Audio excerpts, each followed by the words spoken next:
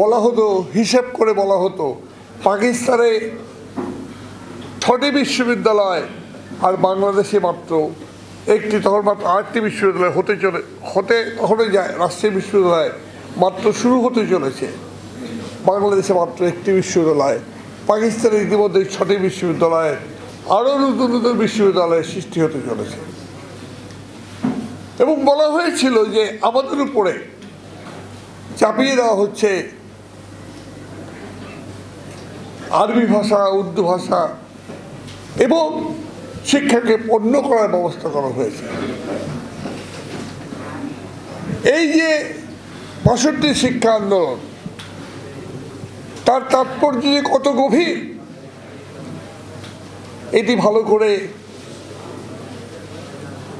আমরা যদি উপলব্ধি করতে না পারি, তাহলে এটা কেবলমাত্র স্লোগানের মধ্যে, শিক্ষার অধিকারের স্লোগানের মধ্যে সীমাবদ্ধ থাকবে।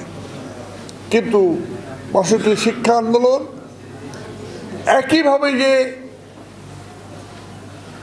গণ উন্মেষ ঘটিয়েছিল, কেবলমাত্র ছাত্র উন্মেষ না, গণ উন্মেষ ঘটিয়েছিল ১৭ই সেপ্টেম্বরের সেই হরতালের মধ্য দিয়ে, জীবনদানের মধ্য দিয়ে। যিনি শরীফ শমশের এখানে বলে গেলেন যে প্রথম যে জনসভাটি হয়েছিল, প্রথম ছাত্ররা বেরিয়ে এলো, তারা পল্টন ময়দানে জনসভায় তারা করলেন এবং ঘোষণা করলেন তাদের সংগ্রামের বিজয়। সেটি হচ্ছে জনগণের সাথে ছাত্রদের একাত্মতা।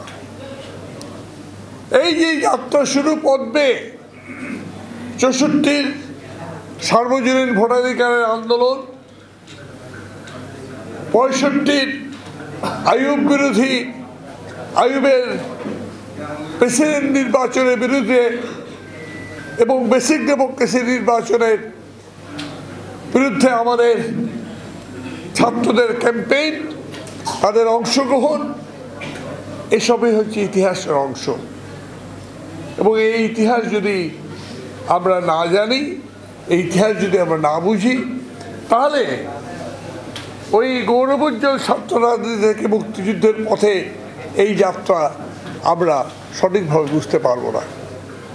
আমি খুব স্পষ্ট করে বলতে চাই যে ৫০-এ যে জাতীয় চেতনার উন্মেষ হয়েছিল, তাই মুক্তিযুদ্ধের প্রেক্ষাপট রচনা করেছিল। এবং যখন ১১ দফায় আমরা উপনীত হলাম, ৬৯-এর গণঅভ্যুত্থানের সেই সূচনা হলো আসাদের জীবনদানের মধ্য দিয়ে। এই সময় ছিল এদেশের ছাত্র আন্দোলনের ফসল। এবং ওই অভ্যুত্থান সেদিন কেবলমাত্র ছাত্র অঙ্গনে সীমিত থাকেনি, বিস্তারিত হয়েছিল সেদিন শ্রমিক, কৃষক, সাধারণ মানুষের মধ্যে। ২৪শে জানুয়ারি আসাদের মৃত্যুর পরে যে হরতালের যে মানুষ নেমে আসলো রাস্তায়, সে মানুষ যখন নেমে এসেছিল, আমাদের ইতিহাস বলে সেদিন হাইকোর্টের বিচারপতি থেকে সেক্রেটারিয়েটের সচিব কেউ আর তাদের কাজের জায়গায় ছিলেন না। এটা ছিল ৬৯-এর গণঅভ্যুত্থান।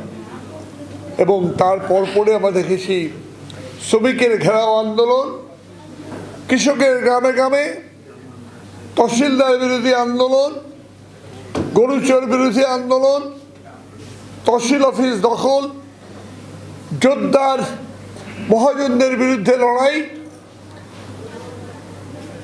এমনকি বদমাতব্বরদেরকে ধরে ধরে নিয়ে কোনো আদালতে জবাই করার ঘটনা। সে অদ্ভুত বিপ্লব অভ্যুত্থান, সে অভ্যুত্থান আমাদেরকে আসলেই মুক্তিযুদ্ধের পথে নিয়ে গেছে। আমরা যখন আজকে ইতিহাস বলি, তখন আমরা ৭ই মার্চের কথা বলি। আজকে যখন আমরা ইতিহাস বলি, তখন আমরা ৫২-র ২১শে ফেব্রুয়ারির কথা বলি। আজকে যখন আমরা ইতিহাস বলি, তখন আমরা ৬২-র ১৭ই সেপ্টেম্বরের কথা বলি। এবং 69-এর 20শে জানুয়ারি, 24শে জানুয়ারির কথা বলি, এবং এই দিনগুলো যখন স্মরণ করি আমরা, অথবা 7ই জুনের কথা বলি, এই দিনগুলো যখন স্মরণ করি আমরা, তখন আমাদের বুঝতে হবে আমরা কোনো মসৃণ পথে, কোনো সহজ সরল পথে আমরা মুক্তিযুদ্ধের পথে এগোইনি। এবং আজকের আমি যে আজকে এখানে আমি হয়েছি, অথবা আমরা যারা সেই মুক্তিযুদ্ধের মধ্য দিয়ে সামনে এসেছি, তারা ছিলাম এই সমস্ত সংগ্রামের ফসল। আমাদের ব্যক্তিগত যোগ্যতায় নয়, হ্যাঁ ব্যক্তিগত ত্যাগ তিতিক্ষা ছিল, আদর্শ নিষ্ঠা ছিল, হয়তো ব্যক্তিগত দক্ষতা সেগুলো হয়তো বেশি ছিল, কিন্তু তার চেয়ে বড় প্রশ্ন হচ্ছে যে আমরা সবাই হচ্ছিলাম সেই আন্দোলনের ফসল, এবং সেই আন্দোলন আমাদেরকে নির্মাণ করেছে। এমনকি এটা আমি একটু জোর দিয়ে বলতে চাই, কারণ আমাদের ইতিহাস তো যখন আমরা বলি যে বাংলাদেশ নির্মাণ করেছেন বঙ্গবন্ধু, কোনো সন্দেহ নাই, কিন্তু সেই বঙ্গবন্ধু হয়েছিলেন এই আন্দোলনগুলোর মধ্য থেকে, অন্য জায়গা থেকে নয়। এই কথাটি আমাদের আজকে বুঝতে হবে। তাই যখন আমাকে আপনারা বলছেন গৌরবোজ্জ্বল ছাত্র রাজনীতি মুক্তিযুদ্ধের পথ বেয়ে জনতার মিলন এই রূপান্তরিত হয়েছি, এই রূপান্তর এটি ব্যক্তি সৌকর্য বা তার দক্ষতা যোগ্যতার ব্যাপার নয়, এটি হলো আমাদের সামগ্রিক আন্দোলনের ধারাবাহিকতা এবং তারই বিস্তৃতি।